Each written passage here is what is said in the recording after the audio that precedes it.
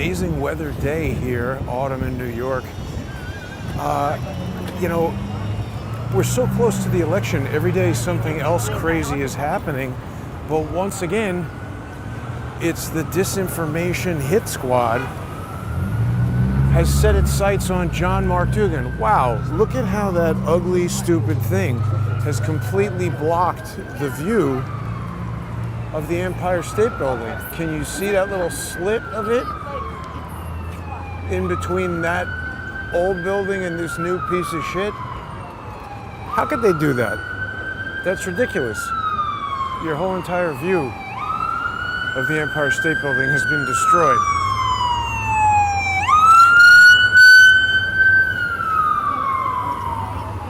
New York, a shell of its former self. But I want to talk about Mark Dugan and why he keeps becoming the target. Guy's going the wrong way. That's super dangerous. The target of these professional, people who determine what is disinformation, because they keep saying it's him. But the problem is they have to lie. And I said the other day, I've known Dugan now for 7 years. Nothing he has ever said to me has been shown to be untrue. And frankly, everything he's ever said to me makes perfect sense. There have been times where perhaps I was confused about it or didn't have all the facts. But when you speak to him about what it is that he's actually saying that happened, nothing he has ever told me or published have I found to be untrue. So let's talk about this, because this, again, it goes back to this whole Tim Waltz, Rick and the high school accusations against Tim Waltz. Not just Rick, the fact that there are multiple people who had made accusations that Tim Waltz had done things while they were in high school and he was a teacher at the high school. So just to back up for people who missed it, because I was talking with Ian about this on X. And by the way, if you're not following on X, I definitely recommend that you do. It's where the conversation is happening. Just go to x.com and I'm there at JG_CSTT. This has got to be art, right? They don't actually have a toppled piece of tree equipment here. It's got to be intentional, right? Hey, I realize you're not involved with this, but do you know if that's like intentional art or some kind of accident? I don't know, but I mean, I would have to think it's got to be intentional. I'm with you. It would have to be like it happened. An emergency situation, right? Yeah, I agree. Thanks. I'm sure it's intentional. I agree. Have a nice day. Anyway, as I was saying, I was talking with Ian about this on X, and people know, a lot of people were thinking, hey, Ian, you're doing this deep dive into black insurrectionists, this sort of unknown account. Well, I mean, wow, even from the park, that damn thing is obstructing the Empire State Building. What an offensive piece of crap. Wow. That's just not good. Anyway, was talking to Ian. And a lot of people, when Ian was doing his deep dive into the black insurrectionist, an unknown account, why do the deep dive there? Why not do the deep dive into Dugan? I don't, whatever. Ian can do whatever he wants, but the point is he's doing a deep dive into this black insurrectionist. Now remember, this is, what are we on here, 2 weeks ago that this all came up? And what happened was, I was following the black insurrectionist. I thought the black insurrectionist was a good guy, giving good information. I don't really have any deep insight into black insurrectionist. Had a couple of DMs with that person and really came into contact with him or her. I presume him, the picture on there is a guy. I don't know, maybe this is an accident. It doesn't look very artistic, does it? Maybe they're fixing it. Maybe they're doing, I don't know. But anyway, black insurrectionist started posting some emails that he was having with one person who is not Rick, who was making one set of allegations. Now, look, I don't know. Like I said, I haven't had any contact with black insurrectionists since that account was knocked off of X. I don't know why it was. That account told me that something had been said about the Krasensteins that upset the Twitter dynamic and got him kicked off for a week, but he was still able to DM. And then, you know, X or Twitter experts were telling me, no, you can't DM if you're banned, but I don't think those people really know, and I think that X and Twitter are software that can change from day to day and does, and I also think they have a wide array of banning capability that they can apply. These guys must know something about that toppled piece of equipment, but I don't think I want to get into the conversation. It's very strange. So a lot of people found it weird that Ian was doing this big deep dive, but just wasn't even saying a word about Rick. And everyone's like, oh yeah, Jason, cloud chasing. It's not about me. It's not about me having interviewed Rick. I'm just saying, I mean, if you're doing this deep dive, how do you not even know about this? My confusion came about because I saw the Black Insurrectionist Twitter account talking about it, and I said, okay, allegations, victim, alleged victim, let's see where it all goes. You know, I'm not on every single story. And then Charles brought it to my attention in an email saying, hey, look at this. Black Insurrectionist says something's going on with Dugan. Because Charles knows, what a cute dog, that I know Dugan.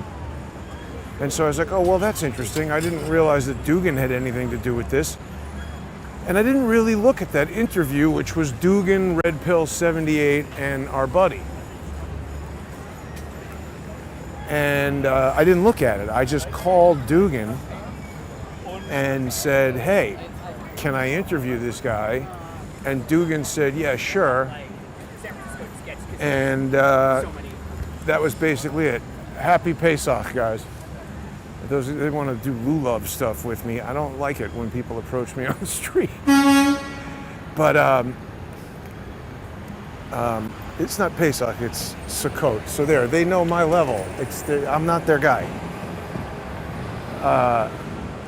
Point is, Dugan, I just spoke to him, said, can I talk to this guy? He said, sure. Dugan, I explained all this to everybody. Then I just was texting Dugan, here's the Zoom. He said, okay, the guy agrees. He'll, you know, Rick will agree to speak to you. Where do you want to do it? Time, etc. Here's the Zoom link. Okay, text back and forth with Dugan. Rick shows up on the Zoom. We do the show that everybody saw. That was it. Now, during that show, the first interview I did with Rick, people see in there that I'm confused because I think it's the same guy that Black Insurrectionist was talking about, who went to an Indigo Girls concert and who, according to these allegations, had a very salacious interaction with Tim Waltz that I won't recount now that we suspect that it was false, and that we know it wasn't Rick. Rick did not make that allegation. He was very clear. He never went to any Indigo Girls concert, never had the intimate contact described in those allegations. His story is completely separate. He and I got to that realization by the end of our 40-minute or whatever it was conversation. Then I spoke to Dugan, or text a little bit more, and he was like, LOL, you didn't even watch the guy's interview. And he didn't say that he was upset, but I detected that perhaps Rick was a little bit upset that I wasn't 100% familiar with the information. And I got 100, not 100, but I got a real large number, surprisingly large number, of messages from people I didn't know on Twitter saying, oh, you should delete this. You look like an idiot because you didn't know this or that. And at first I was like, I do kind of look like an idiot. But then I said, well, wait a minute. No, let's leave this here because this is the way it was. It's confusing. And if I got confused, it's certainly possible that other people might also. And so, by the way, I came to this whole decision to do it that way through texting with Dugan and then establishing that that he wasn't upset, but he agreed. I said, why don't we do another interview to explain and correct this? And he said yes, he agreed to that. He wanted to correct it. It's coming soon here. Something fancy that I'm not going to shop at. $1 million kitchen place. But anyway, so then we did the second interview with Rick. And by the way, Rick sounds like AI because he said he doesn't want to put his voice out there.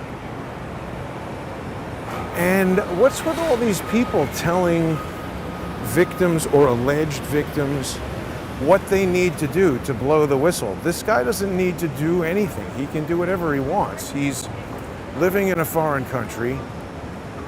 He's put out these allegations. And I don't know, Ian was like, oh, if you want to be a whistleblower, you have to get a lawyer and you have to give your name and do all this. I can't tell anybody what to do as far as, well, the only thing I ever ask people to do is become a sponsor on odyssey.com/@crowdsourcethetruth. And I do that all the time because it's the only way that I get money to keep doing this. I'm not selling pillows. I'm not getting paid by somebody's political campaign. I'm not having some major corporate sponsor or some gold company or some VPN that's probably run by the FBI trying to steal all your information. I'm just making videos. I decided, what a cute dog. I decided a long time ago that the product is the videos. If you like the videos, I've worked really hard to come up with this economical way for everybody, or as many people as possible, to access them while I still make enough money to buy food. And that's on odyssey.com/@crowdsourcethetruth, where for as little as $3 a month plus a 58-cent Odyssey fee, you're going to get access to all the sponsor exclusive content, and you keep Crowdsource the Truth going. So it's happening, gentlemen.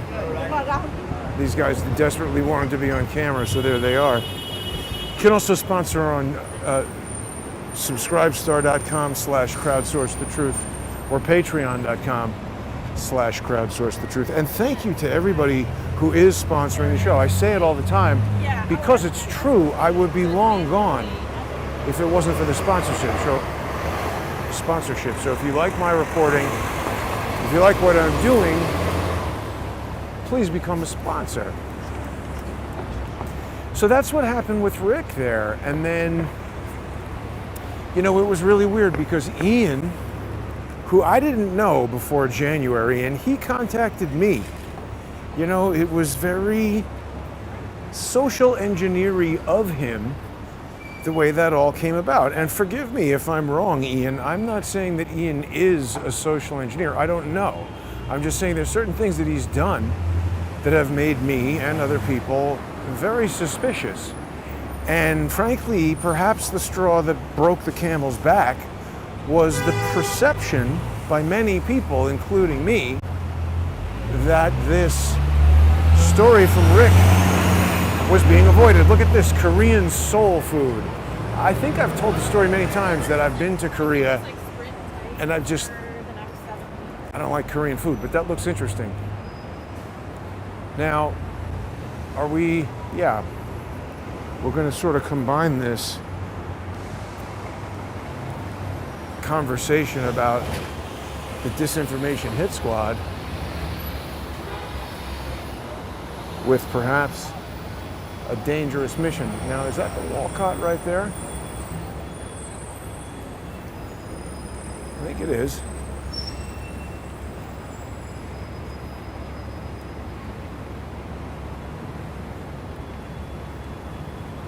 But anyway, it doesn't look like anybody is human trafficking today yet.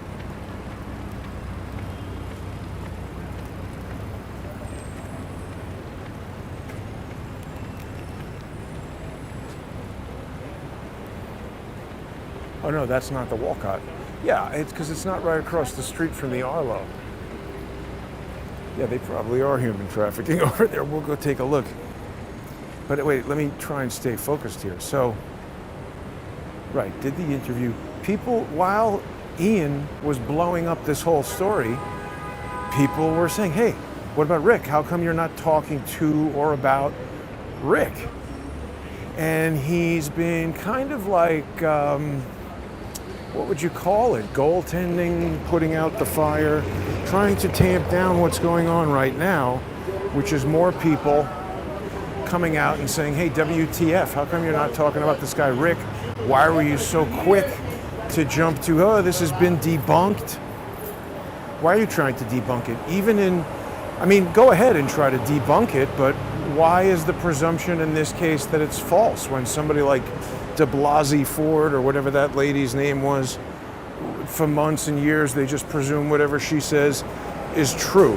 And by the way, it's not like there was a thorough interview and investigation of Rick, and then it was determined what he said was fake news or disinformation. They just ignored him, avoided him, and confused the situation, and then said that Dugan is doing fake news. We'll talk about Dugan's fake, or the claims. I don't think it is. Dugan is telling the truth, as he knows it.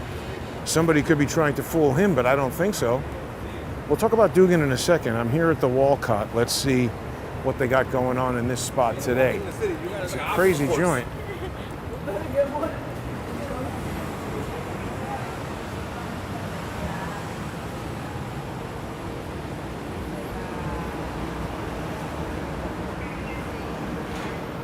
See, you got all this closed stuff, closed restaurant there. Hercules is laundry, so are they doing laundry for the?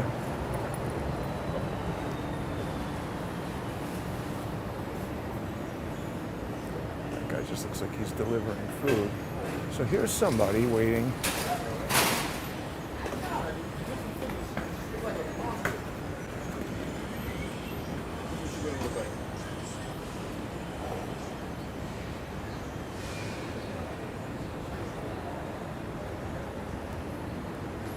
See, they got a lot of cars that don't have license plates on the front.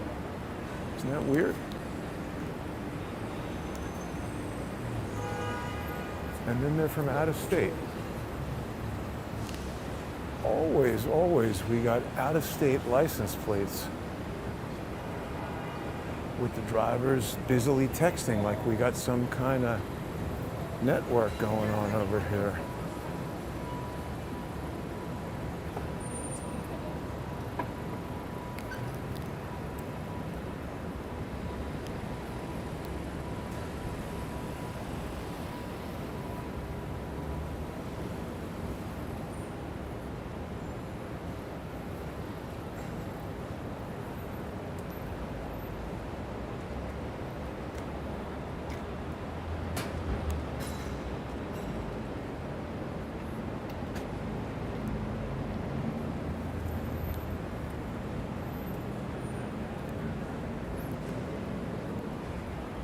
Something very strange going on over there.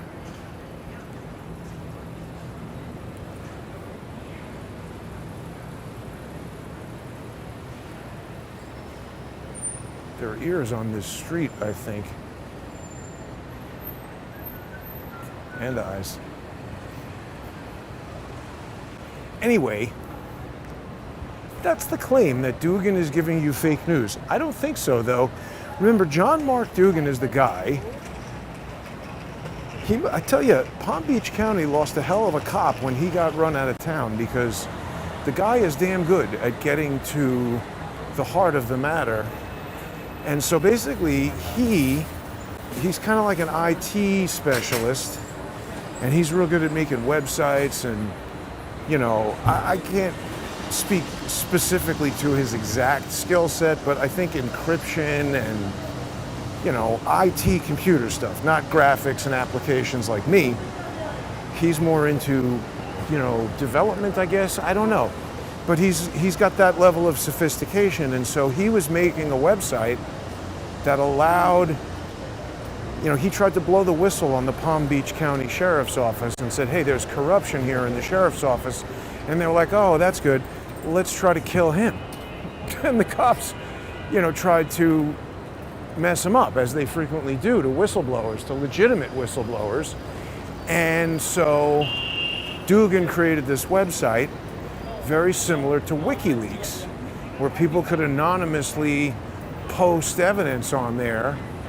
And they did. People posted evidence. Really, the most interesting aspect of it is that detective, whose name escapes me at the moment, who died at like 52, he was a Palm Beach detective. He was investigating Epstein,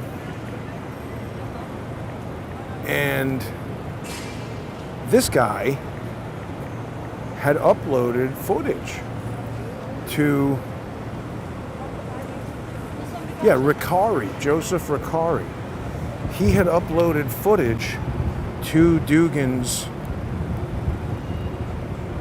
here's the Palm Beach Daily, can I get it on here? I think maybe. Stand by while we try this.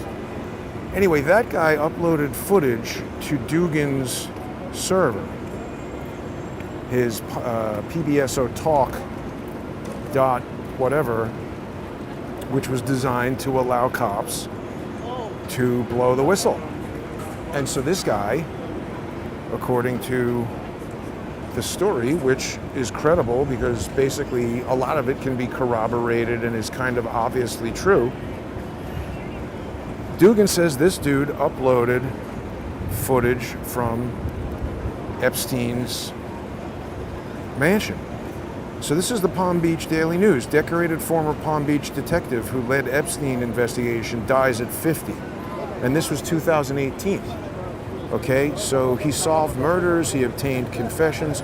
Joseph Ricari, a former Palm Beach detective who had a knack for making others smile. Anyway, it goes into details about Joseph Ricari, but the point is, he was a Palm Beach County detective. There's a weird thing going on there with the you got the sheriff's office and then the police. So that guy was with the police, but he uploaded Epstein footage to Dugan's server. And see, then Dugan, after that, was contacted by somebody anonymously saying, hey, I want to blow the whistle on the DNC, and I have all this stuff. Can you make me a server, or can I upload it? Can you make DC leaks? And Dugan said, sure. And the person, unknown, sent Dugan a RAR file, which is a compressed data file, like a zip file or something like that, that supposedly supposedly contained all the information that this guy was going to use to blow the whistle. But the file transmission failed. Too big for Wicker. He told me they were using Wicker, which is, by the way, one of these encrypted foreign apps. Ooh, right? They have servers. When they say foreign apps, what they're actually telling you is it's an encrypted app that allows end-to-end encryption, and it's storing the data outside of the United States so that it is not subject to the laws of the United States. By the way, this is exactly what a fat, maladjusted criminal bitch who today is a judge and used to be the FBI general counsel. That's right, I'm talking about Valerie Caproni. This is exactly what she was upset about with the whole going dark thing. This notion that technology exists where somebody could legally communicate through email or chat or whatever with end-to-end encryption that the FBI and the US government cannot penetrate, and stored on a server in, name the foreign country that doesn't have, extradition deals and diplomatic whatever with the United States. It's a completely technologically and from a business standpoint, it's all legal, but whoever it is that wants to listen to every single thing that you say and do, they don't like it. So anyway, that's what Dugan was doing. With encryption, he had done that. So this guy contacts Dugan, wants to make DC leaks. Dugan says yes, sends him the RAR file, doesn't transmit. So this super secretive whistleblower who's going to go against, the most powerful politicians in Washington, D.C. and these super rich people to blow the whistle on the DNC, he says, oh, stranger who I do not know, who I've contacted over the internet, who my very sensitive data did not reach, I think I'll meet you in person, in public, to hand you the data so that my fingerprints are all over it and people can see me and people can see us interacting, and if you can't be trusted, you'll have an opportunity to kill me, and all kind of things that you would think somebody in this position would probably not do. But this guy did that. Dugan met him at a park in DC, I think like right near Howard University, is that correct? I might have that wrong, but some university, because there's a basketball court there. I went there, and this was actually the first time I ever, met Dugan. I never actually met Dugan, but from our interactions on the internet, that was my first interview with him. I was in that park. He got pissed off at me, actually, because it was my first, I think it was the first use of the remote Skype system, because I wanted to be talking to Dugan on Skype and in the actual park. And it didn't really work properly until the one I did with Dr. Corsi at the Seth Rich. See, more Seth Rich. Did that at the Seth Rich press conference. Jack, what's Jack's last name? I forget. Jack, somebody had a press conference about, some guy said something about the ATF was doing this and that with Seth Rich, and it was a bullshit press conference. But remember, that was where, oh look, a legal dispensary. Didn't that used to be a Brazilian clothing store? I didn't know this was here. See, this tells me that there's a big money deal going on with whoever wants the legal places and, shoving out all those illegal places. I'm for legal places, but I have a strong suspicion that you probably have to make some kind of donation to Eric Adams' campaign or something if you want to get a license to have one of those places. So anyway, Dugan meets the guy in the park, gets a thumb drive from him. Months later, he sees that guy on the news and realizes, oh, it's Seth Rich. But the following day, after Seth Rich gives Dugan the thumb drive, the FBI raids Dugan's house and takes Dugan's server. Dugan even describes that the FBI, I wonder what she thought of the assassination. The FBI has a device that is like a cart that they wheel into your house, and they slide this credit card thin thing down the plug where your computer is plugged in, and the credit card has electrical contact points on the plug, and the cart is a battery that keeps your computer on, so that if you have it set up to, if it automatically turns off or something, it automatically deletes or whatever. A lot of fancy, IT security, cyber security people have all kinds of plans for how to protect their stuff from the nosy FBI. But anyway, Dugan goes into great detail about how the FBI got this server. I think, and this was from years of talking to Dugan about this, I think Seth Rich came about to nab this data from Dugan. I think Dugan is incredibly more important than people realize, because first of all, his server had that Epstein evidence on it, and they don't want people to get that. Obviously, see, if you're in charge of a blackmail network, whether you're the FBI, the CIA, the Mossad, whoever you are, and by the way, how does the Mossad control the Palm Beach County Sheriff's Office and Rick Bradshaw? Maybe they do, but I think we know how the FBI does it. They use the JTTF. or they just walk over there and hand him money. But I think that Seth Rich was to get at Dugan. And so that, Dugan tells his whole story. He's written a book about it. And then he just realized they were going to kill him. So he had to escape. Some people don't believe the story of how he escaped to Russia, but he's there in Russia, so explain that. Where's the plane tickets? I don't know. Everything he's ever told me seems to be true. So anyway, the other point that's interesting is that now they've started going crazy trying to, debunk Dugan on this story about Rick. So I first noticed CBS News. Actually, and when I was looking for it this morning, I couldn't easily find the article, but they have this new article out where they're just basically telling you right here, Russian disinformation, blah, blah, blah. And in here is where I found the article. Where is it here? Initial claims emerged on October 5th. Here, they're talking about Flex, the Future Leader Exchange Program. He was interviewed by John Mark Dugan, a former Florida sheriff deputy living in Russia, they say with alleged ties to disinformation. So this was the article. Sham U.S. News. This was back in September. And I spoke to Dugan about this on the phone, and he said it's totally false. He has nothing to do with this.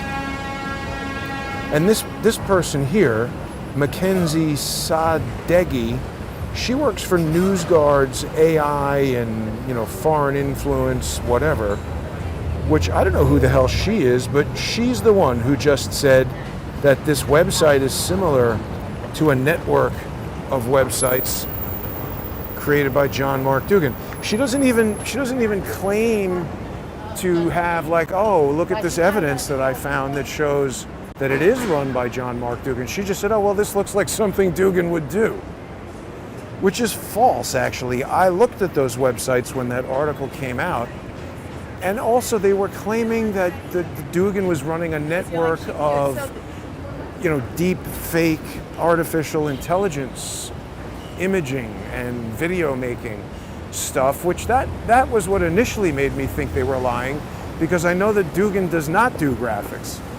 That's come up previously in our, over the years, Dugan and I have done regular shows together and stuff, so there's certain things about the way he works and thinks and everything that I just know from working with the guy. He doesn't do graphics, and he's into photography and video, but video editing is his kind of biggest skill that has challenged him and everything, I think. I don't think he's getting into doing visual effects and AI, but whatever. I also spoke to the guy and he told me, no, that's totally false. I didn't do that. So they planted the false story months ago based on just some lie that person who doesn't even know Dugan made up, who works for NewsGuard, which, by the way, that's obvious bullshit, and I hear Tim Pool advertising that. NewsGuard and Ground News. These are all bullshit things, I'm pretty sure. I'm not 100% sure, but they seem like bullshit to me. And I'm not telling you to buy that. I'm just telling people, if you like this show, sponsor this show. So that way when you send me $3 and Odyssey 58 cents, I'm going to be honest, your $3 does not influence anything that I say, but the collective $3 from everybody makes it so that nobody is influencing what I say other than me. So if you like what I say, please sponsor on odyssey.com/@crowdsource the truth. But what I'm getting at is this Ground News woman, or what is it? NewsGuard. What does she think of the assassination? Sometimes short girls like that are perfect for me. I'm not that tall. The NewsGuard lady just said, these websites look like Dugan is doing them. Then now CBS comes back and is like, oh, here's more disinformation, and here's Dugan talking to the guy. Remember, he was, we lied about him last month, but crazy of crazy, even the New York Times gets involved with this now. New York Times says, as the election looms, disinformation has never been worse. Now, listen to me. The New York Times, this is from today. Look at the time, by the way. 11:31. Now, am I mistaken, or is that 1, 1, 1 equal 3 and 3? I don't know. I'm sure that's a coincidence because I didn't write this article. And I'm not saying this is magic or numerology. That is a steganographic marker letting people know, like Jen Easterly, who's the head of CISA, and all these people who want to use these claims of disinformation to take away the First Amendment. There's Doug Mills. Here's John Mark Dugan. This is the New York Times. The former sheriff's deputy from Florida, now working for Moscow's propaganda apparatus. That's absolutely false. He's previously declined to comment. John does not work for Moscow's propaganda apparatus. According to what he's told me, and I believe him, I trust him, I know him, and I don't think he is. He's told me he isn't. He even completely stopped doing videos in September, before September. When I asked him to do a video about the other thing, he said he didn't want to because, you know, he's seeking diplomatic asylum or whatever. He's there in Russia at the accommodation of the Russian government, so he doesn't want to upset them. And he just stopped doing anything when this came up and he was accused of doing this. So people who don't believe him will say, oh, well, that's because he's a spy and they told him to this and that and blah, blah. That's a guess. You have no evidence of that. So anyway, yeah, New York Times says it's Dugan making it up. But so here's the other thing, by the way. Why does the New York Times care? How many people are listening to Dugan? It's almost like the Barbra Streisand effect. The fact that they're talking about it, it's just like Palmer Luckey getting all over my tweets. Like, if this is totally wrong, stupid nonsense, why do they even care? The guy has said, Rick I'm talking about now, I believe he said he's not interested. Somebody said something about a lawsuit or whatever, and he said he doesn't want to do that. No, yeah, he said that he is just a regular person who has, his family and this happened a long time ago, and he wanted to talk about it to help victims, but he said he doesn't want his name out there. He's not trying to do a lawsuit. He's not trying to write a book. He doesn't want money or notoriety or anything. And so everyone who's like, oh, this guy has no credibility unless he does this or that, you're free to think that, but I don't think he cares. And he doesn't need to do anything. In fact, I don't think he's going to do anything more because he did email me once after our second interview, and I responded to him then, and then I responded again today. I wrote to him again today. I wrote to him at least 3 times because somebody, that constitutional project on Twitter, said to me, okay, this guy has no credibility unless he does this and that, and can you put me in touch with him? And I just said to him, hey, other people are contacting me wanting to talk to you. Would you be interested in that? And he didn't write back, so I presume he's not interested. And it was a few days ago already. So like I said, this is not a guy who's trying to come out of nowhere and be a social media influencer like certain people. And I'm talking about Ian right now. This is a guy who, he got emotional during the first interview with Red Pill 78. I think that guy's name is Zach. And that didn't feel staged. That didn't feel like acting to me. We hear a lot of people lying to us. And go listen to it and form your own opinion. Don't listen to what I say about the guy. I'm not trying to convince anybody of anything. I'm just asking questions about all this. And people seem to be getting pissed off, and the New York Times is getting involved. So I don't know what that means. Maybe you do. Why does the New York Times care what Dugan says? New York Times, Dugan is a guy sitting in an apartment in Moscow. So I guess from their standpoint, they'd say, oh, well, because he's working for the propaganda apparatus. Really? Does Russia make Kamala Harris stupid? Because that's their biggest problem right now. I don't think they need propaganda.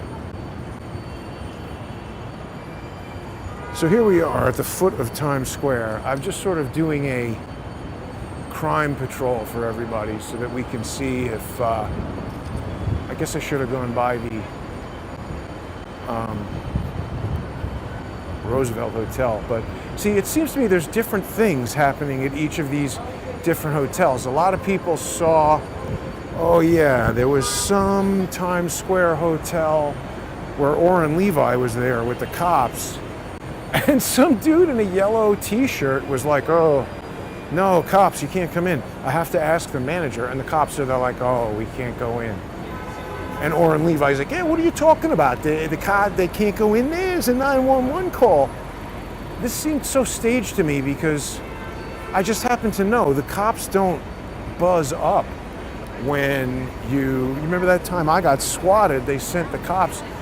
They don't ask, they just come up. And I spoke to the doorman about it after the fact, and they said, look, there's nothing we can do. They're the cops. And that makes sense. Like your doorman or whoever is the lobby attendant at your migrant hotel doesn't have the authority to tell the cops you can't come in here. I think they would just grab that guy and tell him he's obstructing a police investigation or whatever. Because they get a 911 call from inside the hotel and somebody says, you know, help, I'm being robbed, or somebody's trying to kill me or whatever. They're not now waiting downstairs to be allowed in. So I don't know what the hell Orrin Levi was doing with that video, but he's absolutely in the category of people who I wouldn't believe anything that he says or anything that he gets involved in. I would not consider authentic unless it can be separately, you know, verified somehow, because he's sort of always lying as far as I can tell. That's my pure opinion. That's an opinion that I've formed from looking at evidence in the public domain. Other people might have different opinions than me. But Times Square is a absolute jam right now. These buses creating a huge traffic problem. They're going to make it impossible to cross right there. These buses are driven by absolute miscreants. I hate buses. I think they should get rid of buses. They should at least be automated. All these guys.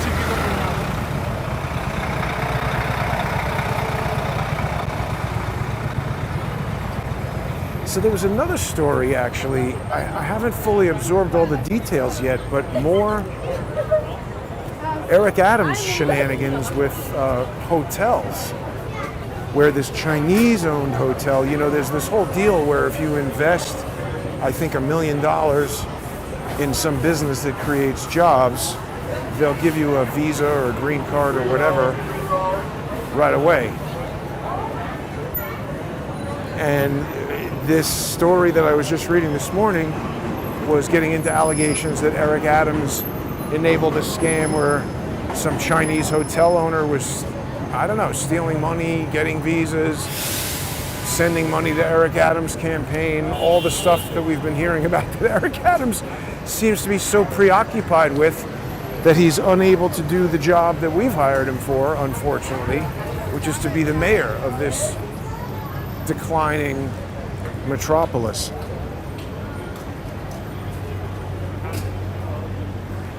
Let's just see, how does Times Square look? Do we see a pack of roving 11-year-olds trying to shoot people? I think you'd hear it. The bang.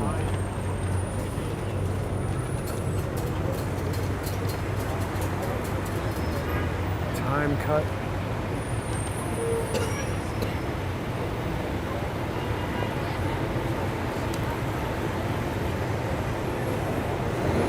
Yeah, so I have a feeling what actually happened was, I think Rick is telling the truth, because just from the way he spoke, the details he provided, oh yeah, there's something important about that New York Times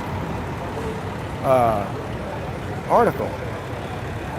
It spends a lot of time, it goes into really a lot of detail where it's like, oh, you know, this is an elaborate scam from Dugan because Rick didn't, you know, nobody from the Flex program was there at the high school in the years that he's talking about, based on the fact that he said he was 16 when such and such a, you know, it's going and doing all this kind of asshole math to figure it out. So basically Rick provided to Dugan this, which is from the U.S. State Department, from this Flex program. He took his name out because he doesn't want, people destroying his life, which is likely to happen. But they say, no, the seal is wrong. And, Dugan had a response. He said the seal changes from year to year, or it depends on what country you get it from. Like, Dugan had a very good explanation for every stupid thing this New York Times person was saying. And, is this not evidence? This is the guy, Rick also provided his passport, where, I guess you could fake all this, get a Kazakhstan passport, and somebody go check all those details against a Kazakhstan passport. Is this faked? I just don't think that Dugan is sitting around doing all this fake stuff. And by the way, he doesn't have the Photoshop chops to do what you would need to do to fake that stuff. Does Rick, sitting there in Kazakhstan? Maybe, I don't know. I don't think so. Kazakhstan is not known for its visual effects artists. I think they were growing cotton, and then they discovered natural gas. Is that Kazakhstan? That might have been Turkmenistan. No, Kazakhstan has uranium. They got a lot of money. But nothing that the New York Times says makes any sense. And also, what seems to have happened is, we got to go back and check the timeline, because Rick's story seems to have come up, and then this whole thing with black insurrectionists happened. And by the way, I'm not saying black insurrectionists made it up. Somebody might have socially engineered him and tricked him. Here, look at this. We've got a little campsite over here.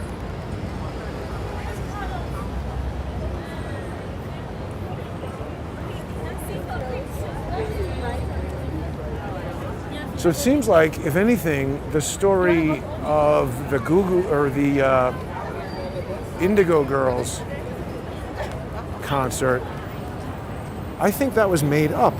See, we need to come up with a name for this. I guess it's poisoning the well. This is like what they were trying to do when they wanted to get these 33,000 emails from Peter Smith to Charles. Now, it didn't work, because Charles is too smart to be fooled by Peter Smith. And these losers at the Lawfare Institute and the Brookings Institution. Is this Beyonce doing her laundry? I just don't believe that she does that.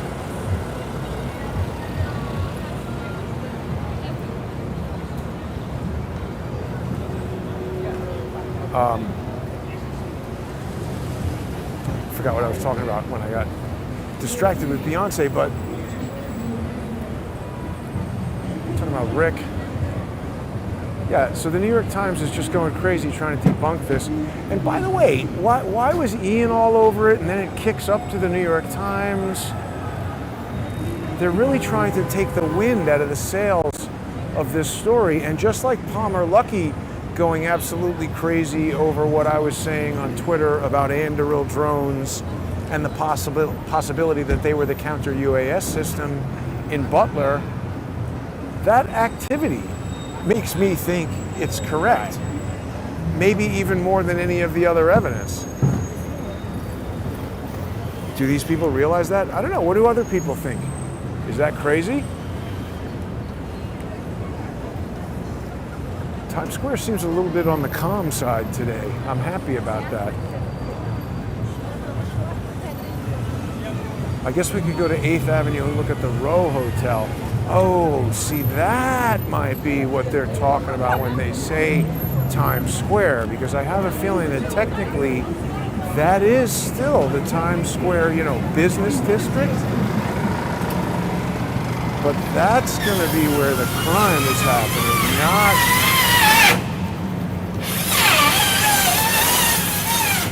not out here in the middle of where all the business is going on.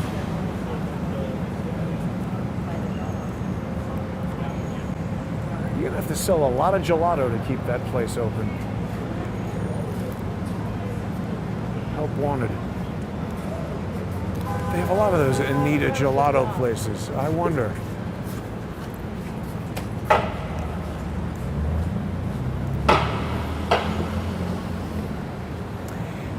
It's interesting. New York Times kicks in today. Ian finally engages with disinformation today. Something must be happening. Like, maybe the story is getting attention. You know, this seems to me like a catch and kill. I did the video yesterday. Maybe that's what got Ian's attention. I don't know. I've certainly been tweeting about it the whole entire time. Why does a video get his attention more than the tweets? Maybe it does. Maybe the videos get more attention. Somebody might say, oh, obviously they do. I don't know. My long videos, the most viral things I've done have been short clips.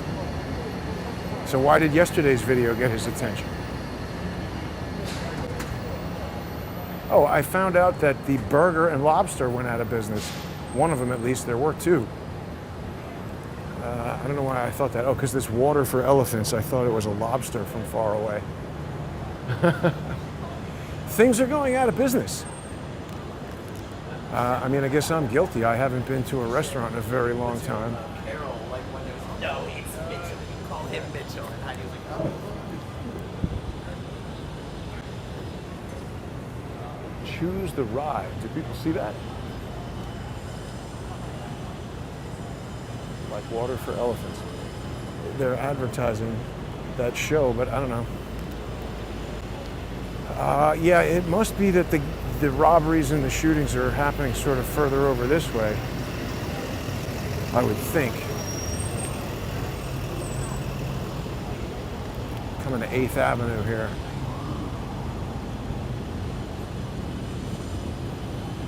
Sketchball City. I don't recommend visiting New York. Although, you know, next week we've got the Madison Square Garden Trump rally. I hope it stays peaceful.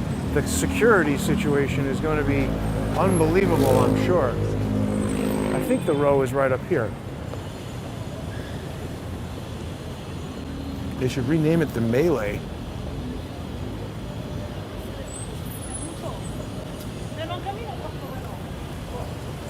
Where's the row? Might be 48th, I think.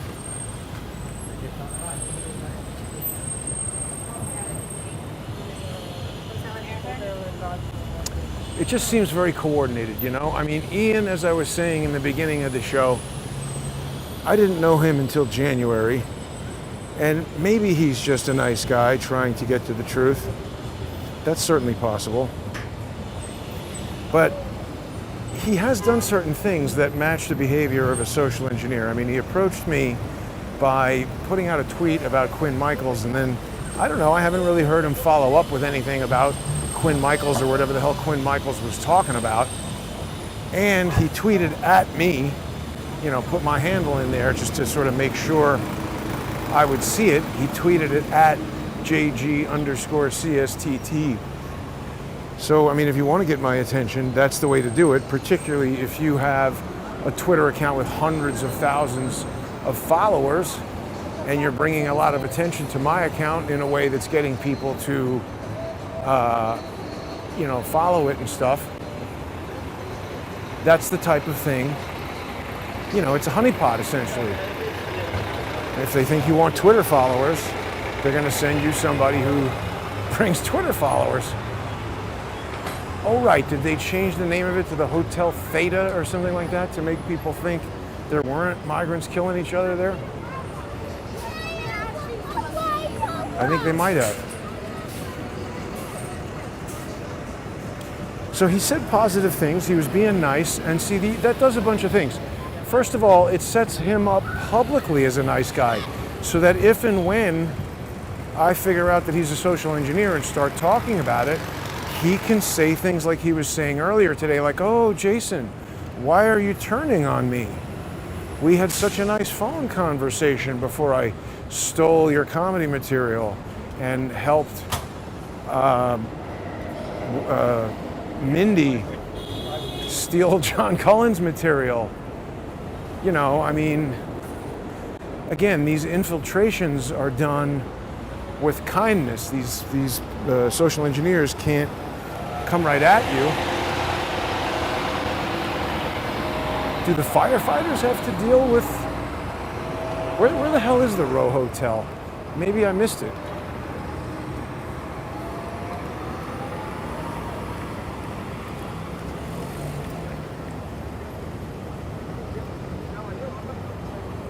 What's the address of this darn place? Oh, it's closed. It says, please check back. But what's the address? Row?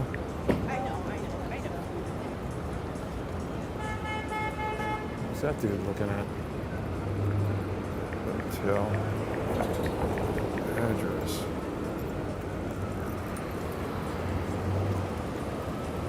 How you doing?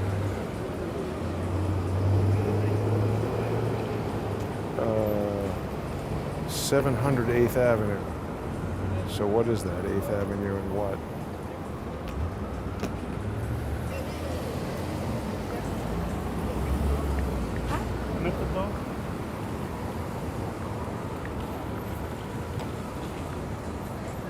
I think I might have missed it.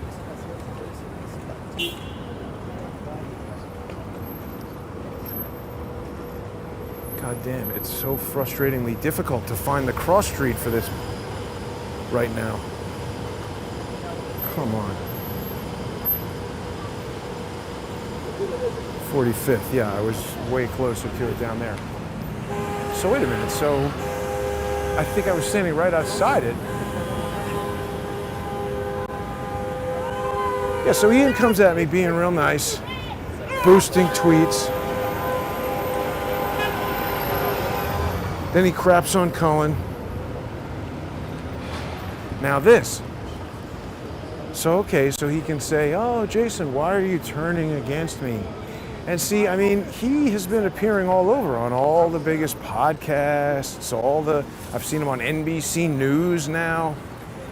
See, that seems like something that's difficult to do if you don't have a manager or an agent or somebody who has, put this together. This is like how the rise of any kind of Hollywood television star or movie star, somebody just decides, okay, this is the person that we're going to promote, and they start getting promoted all over the place. I'm not saying that is what's happening because I don't have any evidence. Well, let me rephrase that.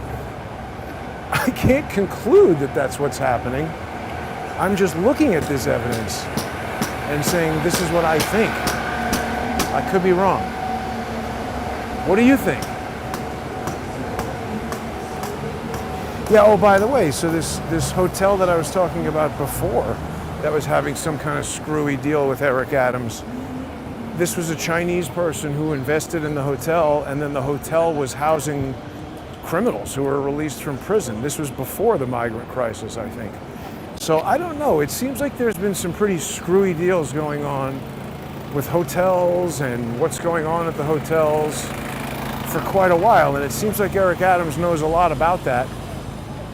There's the Row Hotel right down there. I think sometimes taxis think this stick is trying to hail them, but it's not. This is the future of garbage. Oh, it stinks. That's the present of garbage. So here, the entire building is for sale right there. It's not that big.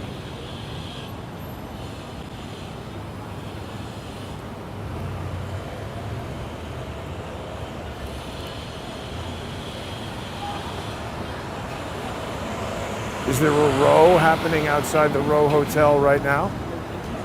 It might be.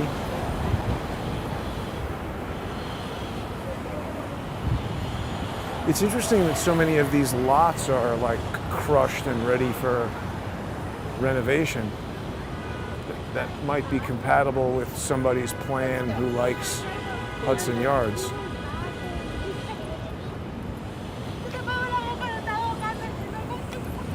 So everybody who's outside these hotels, they're staring at their phones.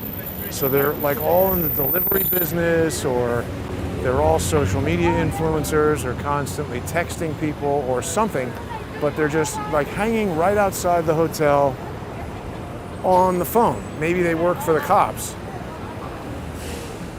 But why are so many people on the damn phone all the time?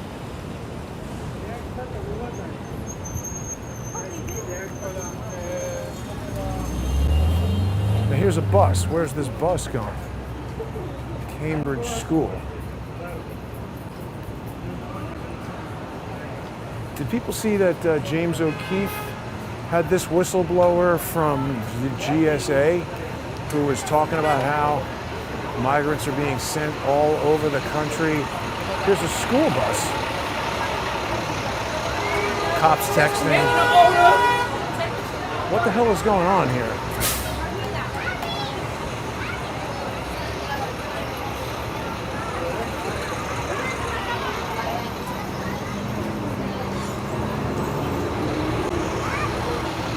So these look like the 11-year-old gang members down there in the corner.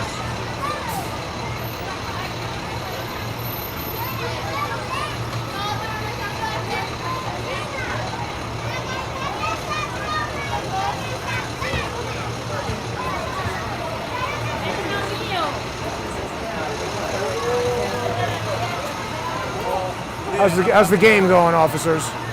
Have you seen these two hooded individuals over here who become very upset when I point a video camera at them? Are you guys NYPD officers? Yeah. There's two guys over here looking very sketchy, and they don't like having video cameras pointed at them. Sorry? What made them sketchy? When I point a video camera at Well, somebody and they sketchy. What made close, them I'm sketchy? explaining it to you if you would listen. Back off closer. Don't put your hand out at me. You ask me a question, allow me to answer. When somebody closes their hood, when I point a video camera at them, that's sketchy. You guys should be paying attention, not to the goddamn phone. You idiots. Fucking kids, stay out of trouble. See, the cops are adversarial. They're interested in standing around. I'm sure those guys are being paid overtime by some NGO to allow these children to run wild as the streets are filled up with criminals. Those two little kids. Why don't the police want to hear an explanation of suspicious activity when somebody approaches them to tell them about it? They're too busy looking at their damn phones. Dude, look at that guy stick his hand out to me. It's no wonder that people get skittish and violence erupts. These cops are terribly trained, terribly trained. That guy initiated violence, reaching his hand out to me. That's assault in New York. He shouldn't do that. Stupid idiots wearing NYPD uniforms, standing around. They have no situational awareness whatsoever. And when I try to tell them about what's going on feet away from where they stand, their first posture is adversarial towards me. NYPD is incompetent under Eric Adams. It's a disgrace. Those guys are disgraces. Look at that hotel is a mess.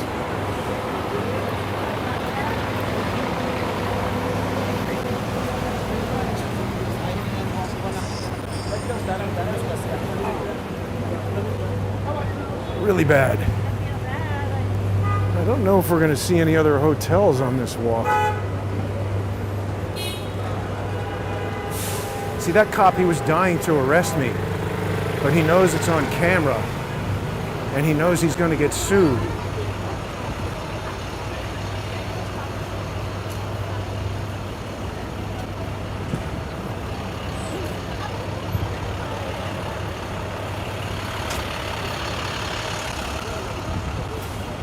Yeah, see, they still have Carlo's Bake Shop over there. There's a lot of people buying cake and cookies. There's a cookie place we've walked by maybe a bunch of times, Crumble. I can't believe the line outside that place all the time. Row Hotel, what a mess. Right, so I'm all over the place, I realize, but in that James O'Keefe whistleblower video that dropped earlier today, I think, a woman from GSA, which is the General Services Administration, is explaining how nonprofit organizations were getting money from the government to just move unaccompanied children all around the country. And this woman, I didn't get a chance to watch the whole video, but this woman, realized that they were just like taking kids who were sent here without their parents and sending them all over the place, and she blew the whistle. So, yeah, I mean, that woman gave her name and everything and showed her face and gave her occupation, whatever. Obviously, that's way better, but I think what she's trying to achieve is like legal action against the agencies that are doing this. And so I'm not telling anybody what to do as far as how to blow the whistle, but I do anticipate that what that lady has done, you know, she's probably going to go in front of Congress. And if this ever gets worked out, she's going to testify. And yes, in those situations, I suppose you do need a lawyer. I don't know. But it was very weird to me that Ian was giving a little explainer on how to be a whistleblower. How does he know about that? What is his expertise in advising people what to do with regard to whistleblowing? Apart from saying maybe get a lawyer or talk to a lawyer. You know, everybody always thinks other people need to get lawyers and do lawsuits. You know, that costs like all the money that you have. Most people don't want to do that. So, I mean, people who watch the internet and explain to other people what they need to do about their life-altering, traumatic stuff, I don't really know what to say about that.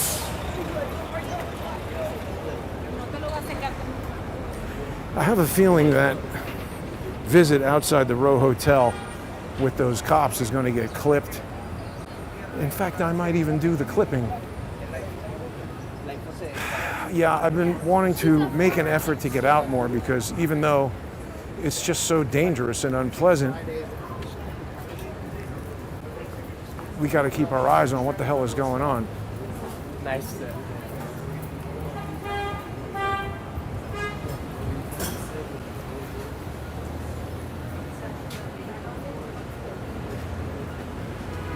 So that guy was wearing one of those cartoon ape shirts, but that's just NFT stuff, right?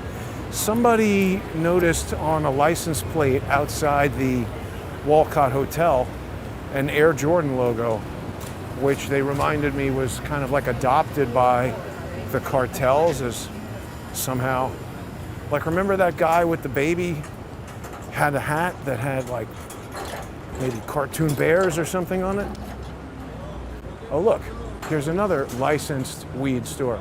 So I guess they're opening now. I mean, that's clear that that's what it was. Shutting down the illegal stores was the hand of Eric Adams flexing to say nobody can do crime in New York City unless I get a taste. Allegedly, apparently, I think, based on looking at public domain evidence. Oh, my battery's going low. It's plugged in. What's going on? There we go.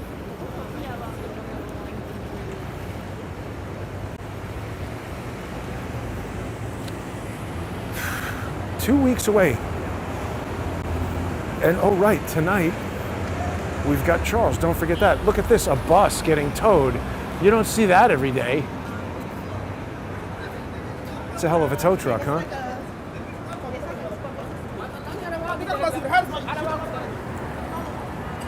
African gang staring at me.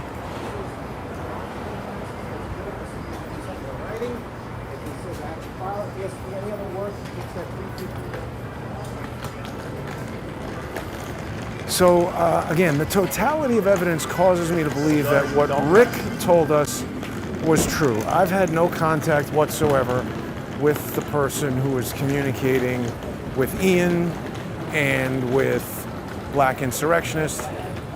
And it's just, I mean, again, my opinion is that Ian came at this from the perspective of, oh, I'm going to debunk this. He did the same thing with the Kamala Harris Bluetooth earrings, right? Like, why? The second I even heard that suggestion, I was like, you don't even need to show me the matching earrings. That's obviously something that could be done. And the woman's the vice president of the United States. Just because it's not a commercial product doesn't mean she wouldn't have that. So the mere suggestion that she could have been using Bluetooth earrings, coupled with the fact that someone's presented a picture of, yes, it's already been productized, why would your first instinct be, oh, I'm going to debunk that? My first instinct was, that seems like it could easily be true. So he's done a few things. Ian has done a few things that have really raised my eyebrows and made me wonder why he's behaving this way if he is authentic in what he's told us. The other thing is I saw him on a pretty major broadcast.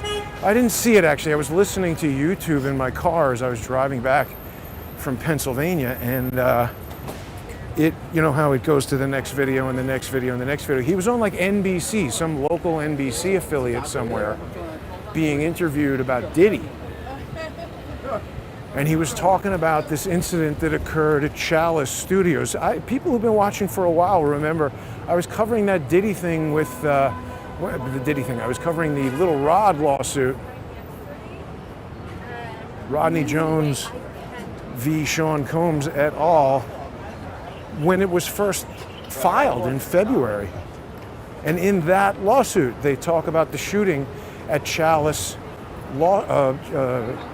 recording studio, and that this guy, Mr. G, who's a friend of Sean Combs' son, I think his name is Justin Combs, this guy, Mr. G, is his friend, and they get into some kind of argument, and G gets shot in the bathroom, and Lil Rod even includes photos of the bloody bathroom and a whole detailed story about how they dragged the guy out, and there was clear trail of blood going out from the bathroom to the parking lot, and Diddy just basically told the cops, or told them to tell the cops, that this guy got shot in the parking lot and then came inside. That's how all the blood got there. But, and at the time that Shepard and I did the show, only CBS had reported on this shooting, which had happened years before, maybe 2019, I don't know, 20? 21, something like that. It had happened. I guess it must have been after the pandemic, because this Love album, it must have been 2021 or 22 that shooting happened. But the point is, only CBS local affiliate in Los Angeles had covered that,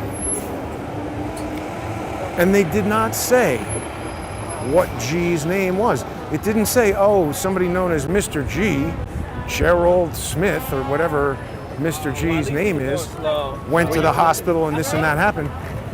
It didn't say. It didn't say that he died. Nobody knows what happened to G, as far as I know. Oh, is this the guy in the chicken outfit? No.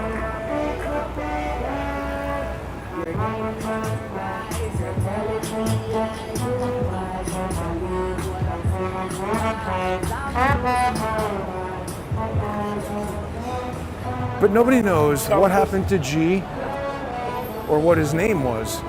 And on this NBC broadcast where they're telling you that, oh, Ian, he's the authority on Diddy, he's saying that Diddy killed this guy in Chalice Studio, but it hasn't even been reported that he's dead.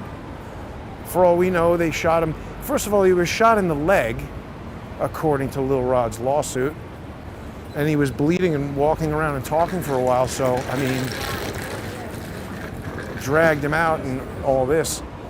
I suspect he lived. I don't know why Ian told the news that he died. Maybe Ian knows something about G that we don't know. Be interesting to find out. Oh, now wait a minute. Somewhere over here kills the signal, right? Where? Oh, that was down on that side. We'll avoid that. So I don't know, why is he being promoted all over the place as the expert on all this stuff? And by the way, I was on the Diddy story before he was, and deep into it, well before he was, in terms of DHS doing the raid and all the stuff that Lil Rod was saying. I was an element of evidence in the case after Diddy's lawyer latched on to one of my tweets and sent it in there. Anyway, the point is, this guy has just sort of shown up, tapped me on the shoulder. That's the same exact thing, and when I say tap me on the shoulder, that's his, making of the video, that little tweet with my excerpt from my Quinn Michaels video. It's the same thing that George's partner Task Force did at the Seth Rich press conference, right? She came in there, she sat down right next to me, she's telling everybody, hey, look, there's Blue Ribbon Sushi here now. Did I know that? That's a super fancy place. Here's a fancy guy eating fancy sushi. Fancy ladies. All these fancy people having sushi. You know, they're not just giving out these blue ribbons to anybody.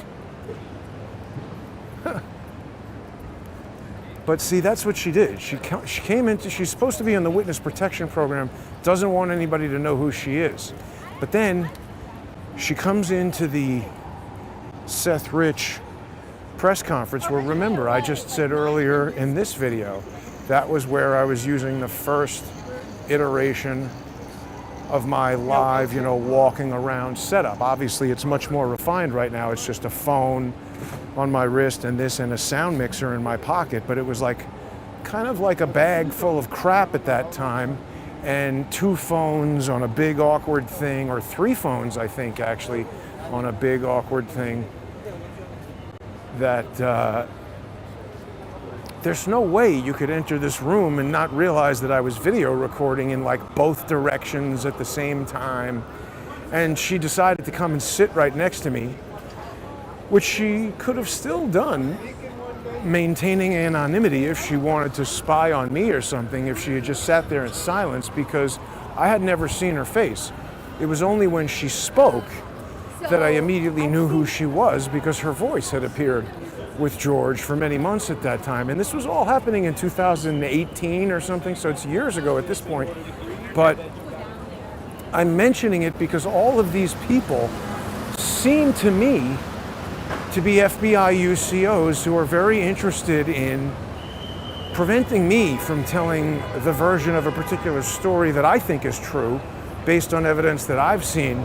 They want to tell you what their social media influencers think is true and what the official story is. Oh, why is the battery not juicing it? That's interesting. Something about this phone now, the battery is draining way faster than it used to. Even with this thing plugged into it, it says it only has, oh, it's dying like crazy now. Well, all right, I guess that's all I'm going to say about all of this for today, but just to wrap it up, you know, task force, she went in there, she made sure that I heard her voice, and then when I looked at her, I said, "Don't I know you?" She smiled. And then what's happened since then? George's brother attempted to use that encounter in lawsuits as me interfering with a witness or some kind of ridiculous story that I was involved in her alleged death at the hotel, which I don't believe. I think she was an FBI undercover operative who they took off the board, just in the same way they have Thomas Crooks. We know the FBI has a witness protection program, so if they can use it for, I guess Halloween's coming early, if they can use it for,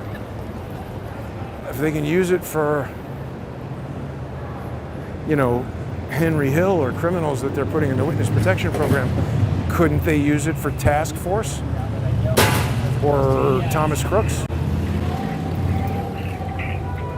I think so. So hopefully Ian has a good explanation for all this stuff, because it sure seems like he's a social engineer. Thanks to everybody who sponsors the show and makes all my videos possible. If you like these videos, even if you're just watching the free ones, you can become a sponsor on odyssey.com/@crowdsourcethetruth. That's the most economical way to sponsor the show. You can also go to crowdsourcethetruth.substack.com or subscribestar.com or patreon.com/crowdsourcethetruth. So we're across the street from that other hotel, and we can see there is a huge, these are all, you know, migrants who live in this Stewart Hotel, obviously. They got nowhere to go and nothing to do, so they're just filling up the streets. What happens to all these people in the winter time? What useful function are any of them serving in society other than sitting around draining the tax base and getting ready to do crime? Anyway, thanks for watching, everybody. Stay with me tonight, 8 o'clock. Charles Ortel is overseas. Charles will be joining. Right? Today is Wednesday, isn't it? Yes, of course. I'll see everybody at 8.